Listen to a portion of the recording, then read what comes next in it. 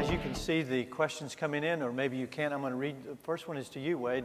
Is it more important to manage the inflows, outflows, or get to market as soon as possible? Well, it's two completely different things. Getting to market as soon as possible is launching your company, really. Inflows and outflows has to do with the business model and how you interact with the customer around when you get paid and how you get paid. So, I see those as two completely different things. Yes, you want to get your product to market. Lean startup rules would say get something to market and then incrementally improve with the customer feedback, et cetera. But really think about the business model prior to launching. And that was, Interlake was one of the very first companies I started. It was it was a pretty expensive tuition, but I learned a lot that I didn't really think deeply about the business model. And it didn't really matter much in the early days. The go-go days of the company, we could raise money just by walking into a VC's office. But once the market turned, all of a sudden, the market had no appetite for that.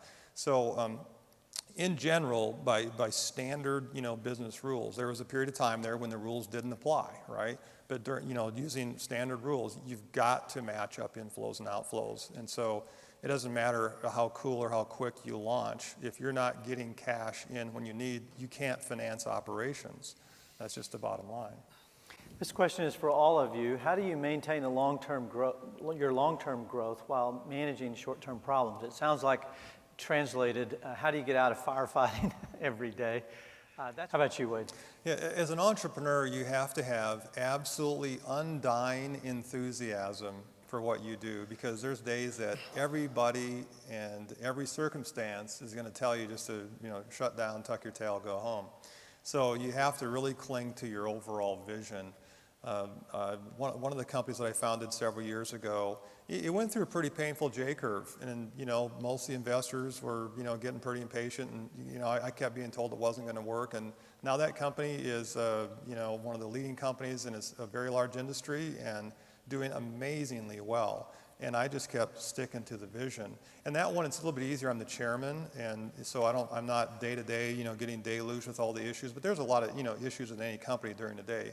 But that's one that just I just kept focusing on the vision, kept focusing on the strategy, and sure enough, it's been a terrific experience. So as the entrepreneur, you're the one with the idea and the vision, and you've got to stick to that. Now, make sure it's a good business model. That's the the most important thing. So what I say now is do really careful planning, apply all these principles. But once you've done your planning, then it's like jumping out of the airplane. You got to trust your parachute, trust your plan. If you've done your plan and it's a good business model, stick with it, maintain your passion. And when Steve Jobs came back to Apple, Michael Dell said, shut it down and give the money back to shareholders. When Scully was on his way out, he said, look, you're toast.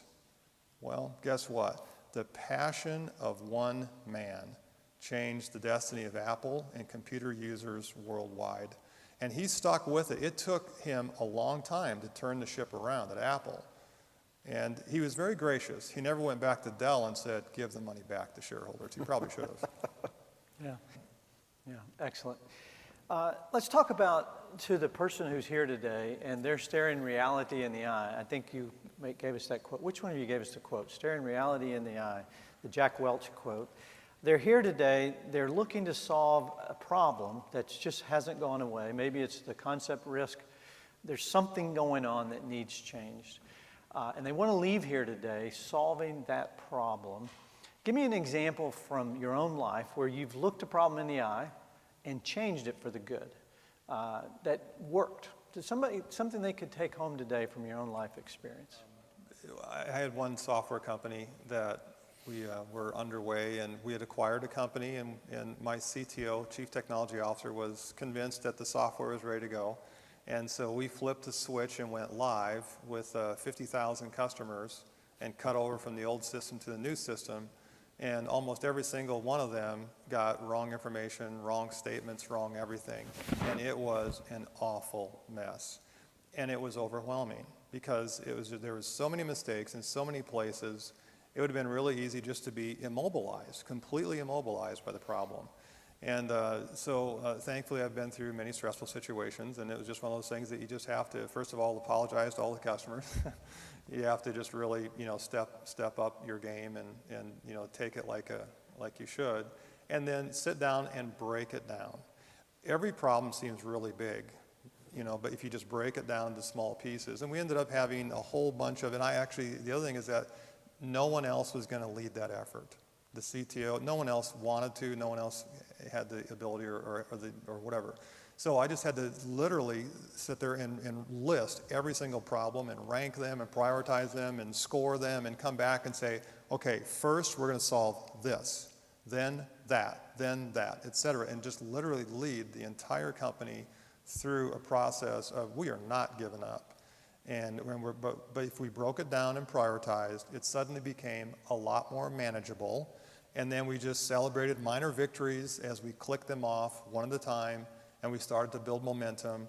And now that's the company that I described as one of the top in its industry, 3 times the earnings of any of its peer groups, of its peer companies, et cetera. It's been phenomenally successful. But boy, I tell you, there was days that I just wanted to run and hide. Questions before we break for lunch. How long should it take to educate an unreached market about a new product, and what should be the first steps if you have a limited marketing budget? I think that would be for you, Wade.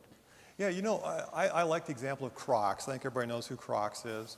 In the early days of Crocs, that was a really weird shoe. Yeah, it looked really weird. It was a weird resin. And what they did was completely the opposite of any other shoe manufacturer. They did guerrilla marketing. They just said, okay, first of all, they came up with the idea because they were sailing and boating enthusiasts. And so they just went to sailing and boating stores and sold them as boat shoes. And they just went in and just kind of, sold them a couple pairs at a time and so forth. And they started with that real grassroots movement of just kind of, really unique little kind of boutiques and so forth. And it built up momentum.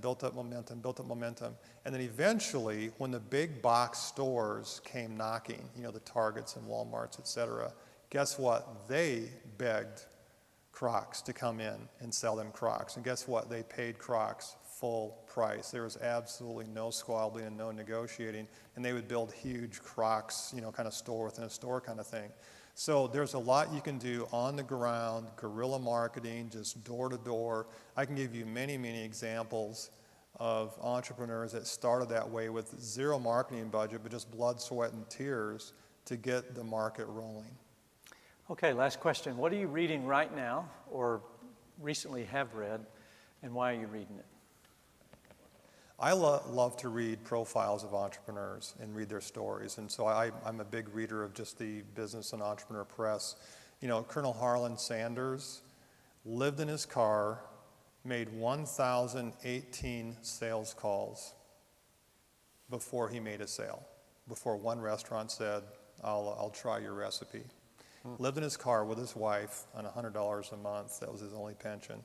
So you do have to keep rolling. But I love those kinds of stories. I'm reading Unbroken right now, a story about a World War II Army Air Force aviator, and a fantastic story. So I love being inspired by real people and real stories.